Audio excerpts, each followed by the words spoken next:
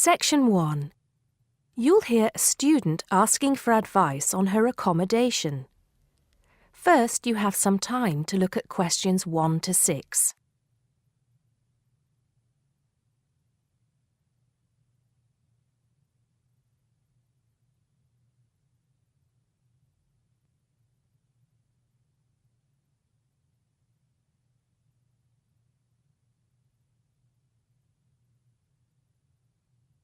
You'll see that there is an example which has been done for you. On this occasion only, the conversation relating to this will be played first. First, can you give me your name and address, please? Yes, I'm Maria Dominguez. Maria says her name, so Maria Dominguez has been written in the notes next to name. Now we shall begin. You should answer the questions as you listen, because you will not hear the recording a second time.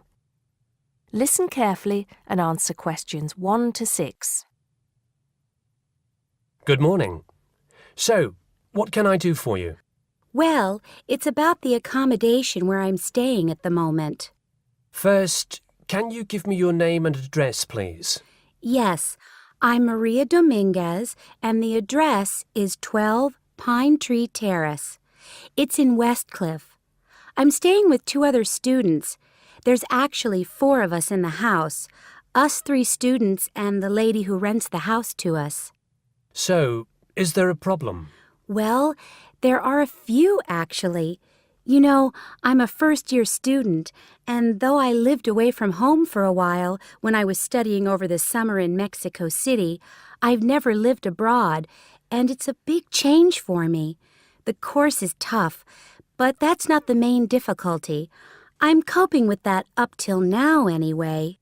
The accommodation was arranged for you by our office, wasn't it? It's a nice place by the sea. Okay, but it's difficult. There are only a few buses, and it takes about 50 minutes.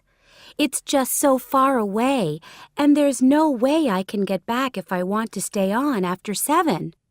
And also the other thing is, there's nothing to do there.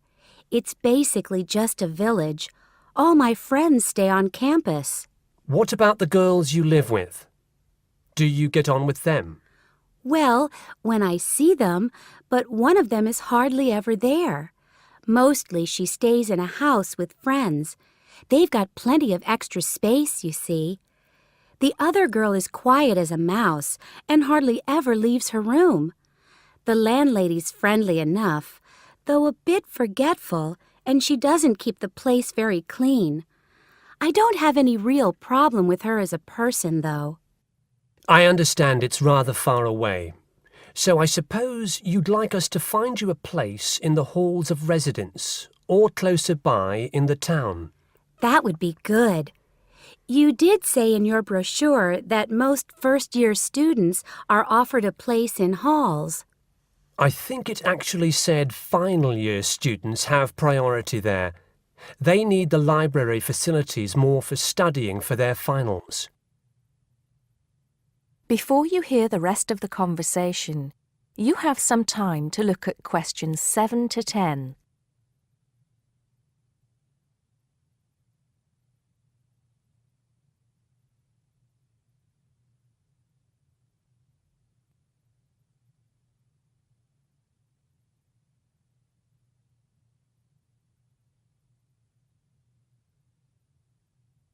Now listen and answer questions 7 to 10.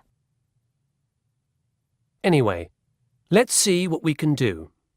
Just a moment, I'll check what might be free.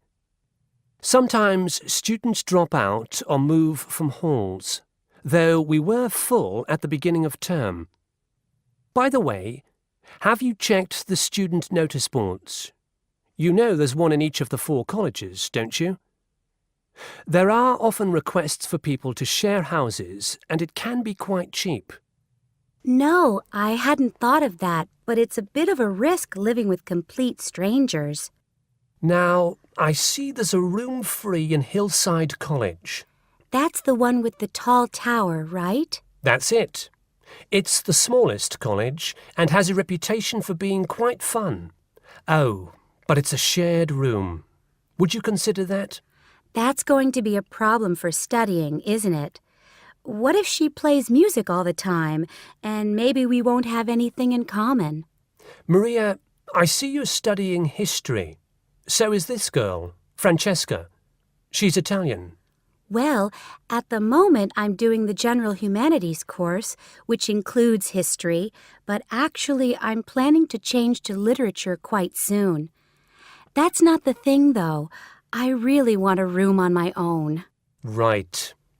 I'm afraid I don't see any other openings. There's nothing showing up on the computer, at least on campus. Well, if I have to stay where I am now, I'm going to find it more and more depressing. Here's one more thing we can try.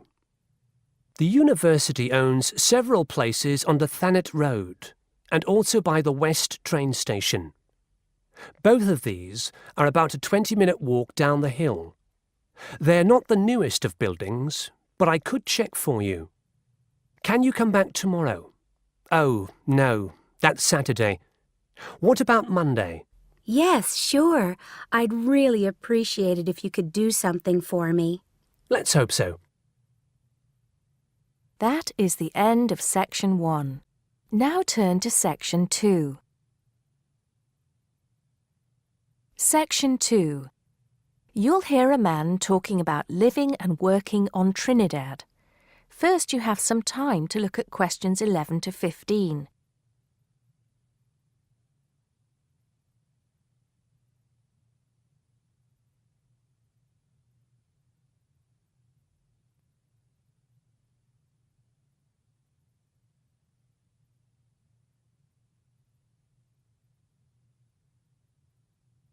Now listen carefully and answer questions 11 to 15.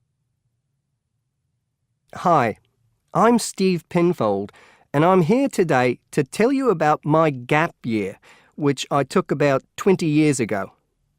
Unlike many students these days who go travelling or get some work experience between school and university, I decided to do something completely different after finishing my degree. I applied to work for a charity organisation. What it does is it sends people with particular skills to countries where those skills are needed. Apart from having some experience teaching English to summer school students, I didn't have any particularly useful skills, I thought, but luckily I was still accepted. I had to find the money for the flight, but you get free accommodation. I stayed with a family of 5. And you do get paid, but not much. It's a bit like pocket money, enough to get by. I worked in an orphanage and taught English at a local school. Where was I? Well, originally I was going to be sent to a village in India, but at the last minute the organisation decided to send me to Trinidad. Now, this is a fascinating place. It's an island in the Caribbean. Well, in fact, the country is actually 2 islands. The smaller one is called Tobago, which is connected somehow to the word tobacco. Anyway, there I was, a young white guy living and working on an island which is mostly a mixture of descendants from Africa and India. The Africans were originally brought over as slaves, and the Indians came later as indentured workers. That means they agreed to come for a specific time, but many of them stayed. There are also some Trinidadians of Chinese and British origin, though the native inhabitants were basically wiped out by colonialization. I myself felt completely accepted and had the time of my life. The language everyone speaks is English, so there was no problem for me there, but some concepts don't quite translate. They're pure Trinidadian. There's the term liming, for example, which means sitting around watching the world go by. Also, there's the famous carnival, when the whole island is taken up in playing mass. For a whole month, around February or March, it depends when Easter is, everyone's busy preparing costumes, practicing calypsos, soca and steel pan music, and most importantly, partying. Before you hear the rest of the talk, you have some time to look at questions 16 to 20.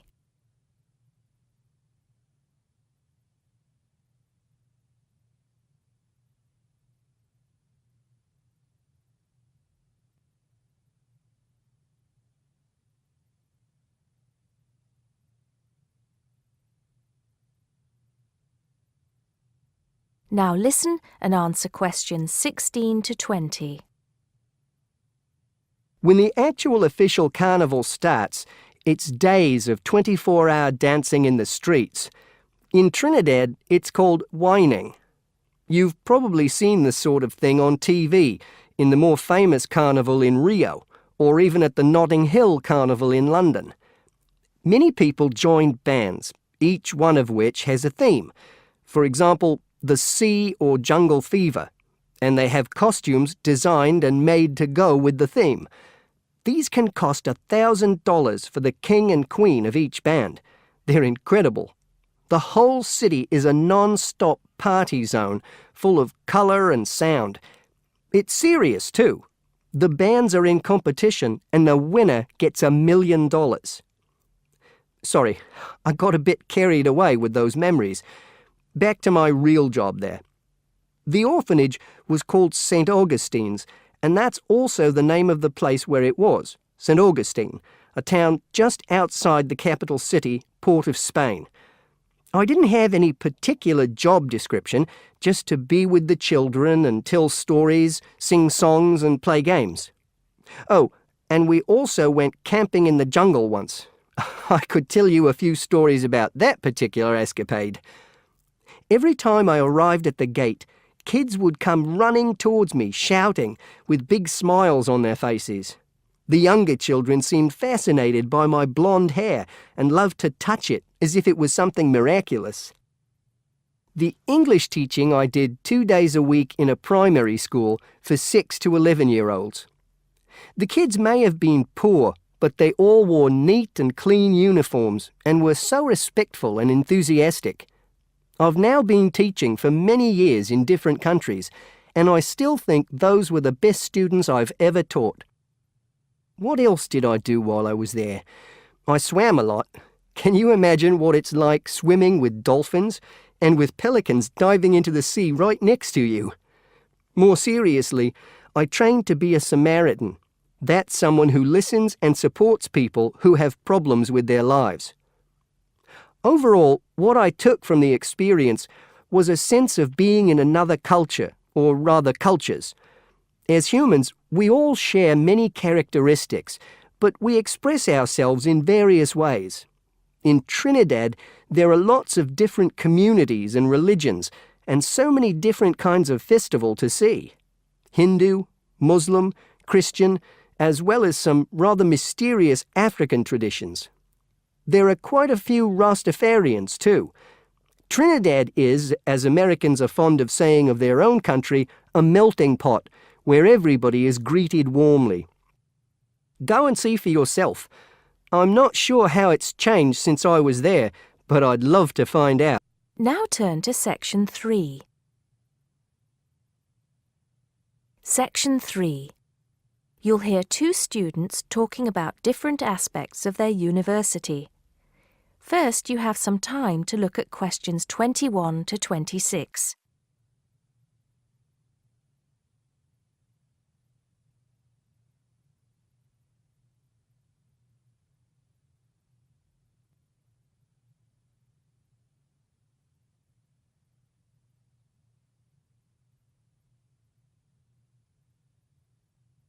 Now listen carefully and answer questions 21 to 26. Great party last night. You should have come. But anyway, so what have we got to do here? We're supposed to fill this form in by ourselves, but I'm sure it's okay if we chat about it first, don't you think? Yeah, sure. So, there are 10 questions and we've got to tick numbers 1 to 5 for each question. 5 means really good. 1 is bad. Question number 1. Was the course well organized? We'll give that a 5, agree? Yep. No question about that. What does question 2 mean, though? Was the teacher flexible?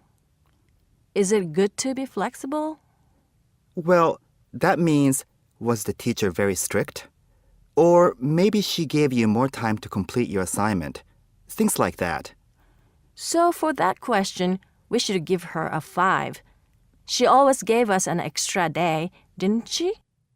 And she wanted to know our opinions on things. We had great discussions. Fair enough. What about this one?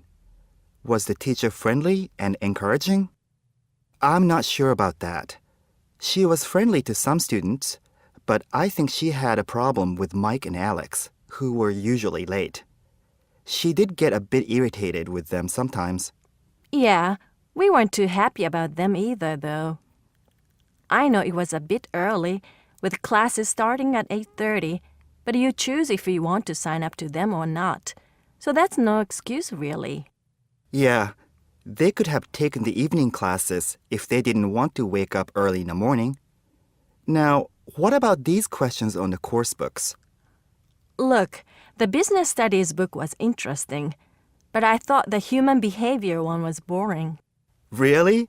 That's the one I like the most, perhaps because I want to study psychology. You want to become master of the universe, managing a huge multinational company, don't you? There's nothing wrong with being ambitious, you know? The best laid plans of mice and men. What's that? Some sort of quote? Stop being so literary. Let's get on with question 5. Did you find the campus library a useful resource? Well, most of the books I wanted had already been taken out, but the internet access was definitely useful. Let's give that a 4. Okay, and the staff there were always friendly and helpful. Before you hear the rest of the conversation, you have some time to look at questions 27 to 30.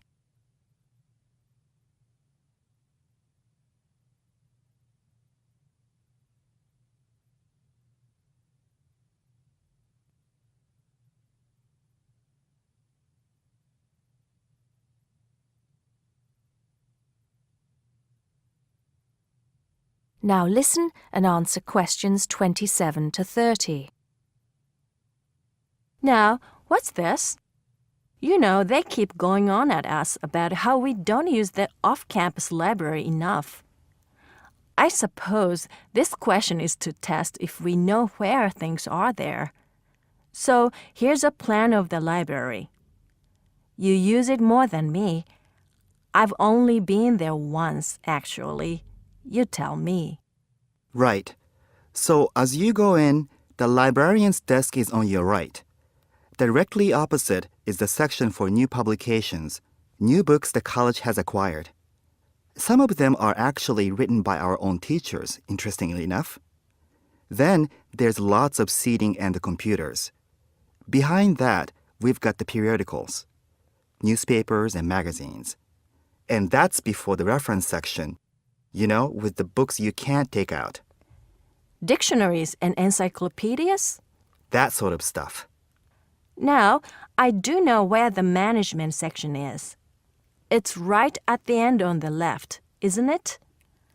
Just before the stairs up to the lecture theater. No. Sorry. Management and business studies, along with marketing, are all, as you said, at the back, but on the right. Oh, so what's on the left then? That's the fiction section, or literature. Now, if you want to photocopy something, where do you go? I think I remember. Isn't it one of the rooms after the entrance on the right? Yeah. It's between the multimedia room and the seminar room. They're all behind the librarian's desk. What about the toilets? For those, you have to go downstairs. That's where the computer studies section is too, for some reason. Let's get on with the next question. That is the end of section 3. You now have half a minute. Now turn to section 4. Section 4. You'll hear a lecturer talking to students about sport in Ireland. First, you have some time to look at questions 31 to 33.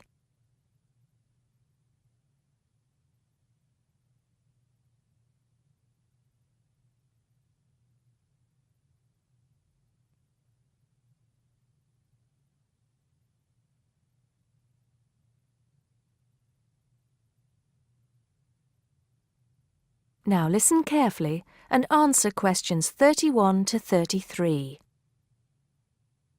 Now, today we're going to be finding out about the most popular sports in the Emerald Isle. That's Ireland, of course. Can you guess what they are? Well, there are these two lesser-played games, a form of rounders and Gaelic handball. But we'll start with one which is perhaps over 3,000 years old, arriving in Ireland with the Celts, some claim. That may be a slight exaggeration, but I consider it to be the fastest field game in the world, and it goes by the name of hurling. Well, that's what it's known as in the English-speaking world anyway. So, what do you have to do? You've got 15 players on a team, one of them the goalkeeper. Each one has a stick called a hurley. Here you are. I've brought mine along. Had it since I was at school. This is what it looks like, and basically you have to get this ball, called a sliotar, that's S-L-I-O-T-A-R, so it's not spelt the way it's pronounced. You hit it into the net for 3 points, or you can hit it over the net for 1 point. The goal looks like the letter H, with the net under the crossbar. The goalie has a bigger stick than the others to help keep the ball out. You can also catch the sliotar and run with it for 4 steps maximum, or bounce it on your stick. Is that clear to you all? I'll be showing you a video a bit later, so you can see what a game actually looks like. You might like to think of it as a mixture of lacrosse, hockey, and baseball. Oh, and it's played by women too, but it goes by the name of camogie in that case.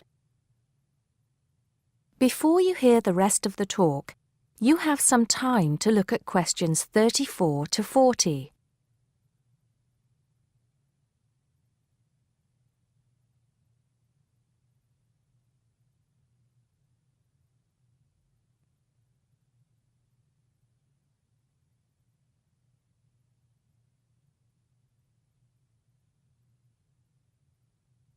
Now listen and answer questions 34 to 40. I'll give you a bit of the history, shall I now? Generally, the golden age of the game is considered to be the 18th century.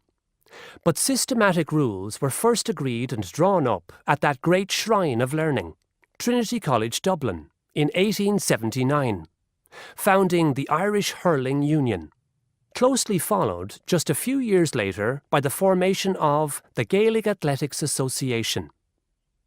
With greater organisation last century, the All-Ireland Hurling Championship got off to a flying start, and I'm proud to say that my own native city of Cork has won more than 20 titles over the years.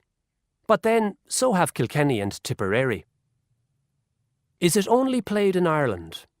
No. Well, it is the only country with a national team at the moment, but you may be surprised to discover there are hurling clubs in London, as well as in America and Argentina, to name just a few. The other game I'd like to take a little time to introduce you to is Gaelic football, which is played on the same pitch as hurling with the same number of players, but there's no net. You just have to get the ball over your opponent's goalposts. And you can do that by kicking or punching the ball. However, you're not supposed to do that to the players, I might add. Imagine it as a combination of soccer and basketball. But in my opinion, it's a more exciting spectacle than either of those. Excuse my bias, if you will. It's also very popular with women. In fact, there are more women's teams than for any other sport. Whether despite or because of the physical contact involved, I wouldn't like to say. They do play a shorter game, 60 minutes, rather than the men's 70. So, let's have a look. If we can have the lights down, I'll see if I can get this technology to work. That is the end of section 4. You now have half a minute to check your answers.